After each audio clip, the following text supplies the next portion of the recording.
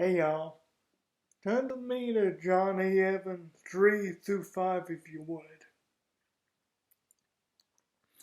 We back up just a little bit for a little bit of context. We see the brother of Mary, the one who wiped Jesus' feet with her hair. Her brother Lazarus was sick. We pick up in verse 3. Therefore the sisters said to Jesus, saying, Lord, behold, he whom you love is sick. When Jesus heard that, he said, this sickness is not unto death, but for the glory of God, that the Son of God, may be glorified through it. Now Jesus loved Martha and her sister and Lazarus. So when he heard that he was sick, he stayed 2 more days in the place where he was. Now, we see in verse 4 that Jesus says to them, this sickness is not unto death, but for the glory of God, that the Son of God may be glorified through it. Now, we know with how the story obviously ends, what this was saying. That Jesus waited 2 more days where he was, so that he could raise Lazarus from the dead, so that he could demonstrate his power. We know that. But I think there's another reason. It's more subtle, but I think there's another reason that Jesus chose to stay a couple of days. Sometimes we can get in such a rush, and we can try to, whether it's do things on our own, or we can try to rush the plan that God had for us, when he's saying we just need to slow down. I mean, whether we need to slow down to actually see the vision of God, or whether we need to actually slow down and teach us a little bit of patience. Last week I talked about visions from God, visions of God. And don't misunderstand me when I say this, but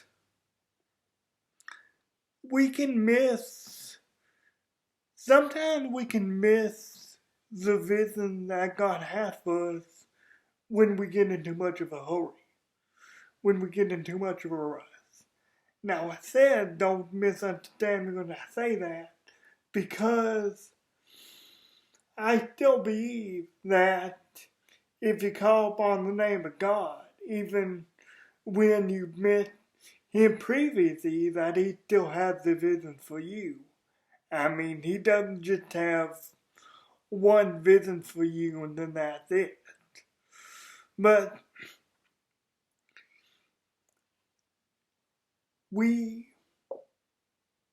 it's necessary for us to slow down sometimes just to see the glory of God.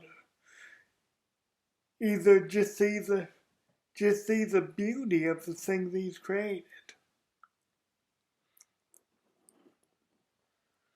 Now, we see in verse 4 also, it says that,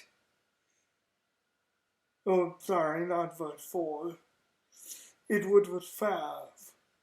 We see in verse 5 that Jesus loved Martha, his sister, and Lazarus.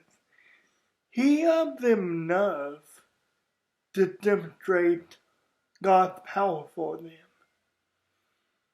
And sometimes how God's power manifests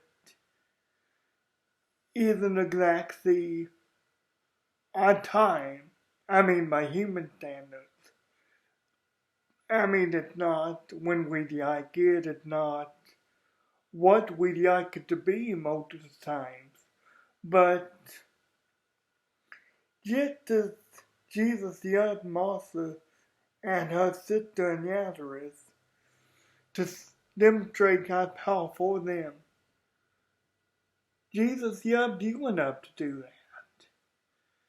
And I'm sure at the time, I mean, I'm sure because we even see it in the continuing verses, that it did make much sense for that it did make much sense from Martha and Mary's standpoint, or even I'm sure the disciples' standpoint, to wait and to wait until after Lazarus was dead.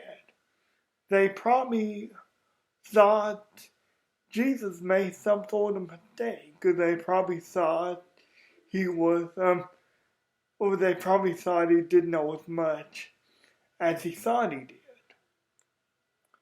But, like I say, Jesus loved you enough to demonstrate God's power. And just as I'm sure it didn't make sense to Mary and Martha and the disciples, I mean, a lot of the times, I would say it doesn't make sense to us either. But we gotta keep in mind the ending of the story. Jesus raises Lazarus from the dead, not so much for Lazarus' sake. Now, I'm sure Lazarus was happy to be alive again, don't get me wrong, but he raises Lazarus from the dead not so much for his sake, or even for Mary and Martha's sake, but to demonstrate the power of God to the masses. Because a lot of times, God does need to do something drastic. I mean, now the word drastic can vary. I mean, it may not be as intense as raising someone from the dead, but a lot of times God does need to do some drastic. God does need to bring you to the old point of your life, so to speak, to speak to you. But ultimately, in the waiting, we remember that God always loved us, and He always had the best of intentions for us. He always had the most royal out plan for us. That's the time they just told us to slow down, take it easy, don't rush life. I mean, we've heard said you only live once, and you do. Well, on this earth anyway. But lots of times we get in such a hurry, we can't even see God anymore. And I think that's ultimately why Jesus waited. You see that also in the following verses, that Jesus waited so we could have the utmost, so he had the utmost intensity and maybe the utmost receptibility of the people to show that he was Son of God, and to show that God still loves us even when we don't think he does, even when we think he's late, or even when we think he's only in his timing. I mean, ultimately, where God has you now, if you trust God, and if you have prayed about where you are, and He's seemingly not giving you anything, then God has you right where you are. I mean, he could just be given a demonstration of how to you, for you to be patient and for you to slow down and for you to take stock of everything around you. And just like Lazarus, he can raise your dead heart if you let him. Guys, I love you. God bless you. And I'll see you next week.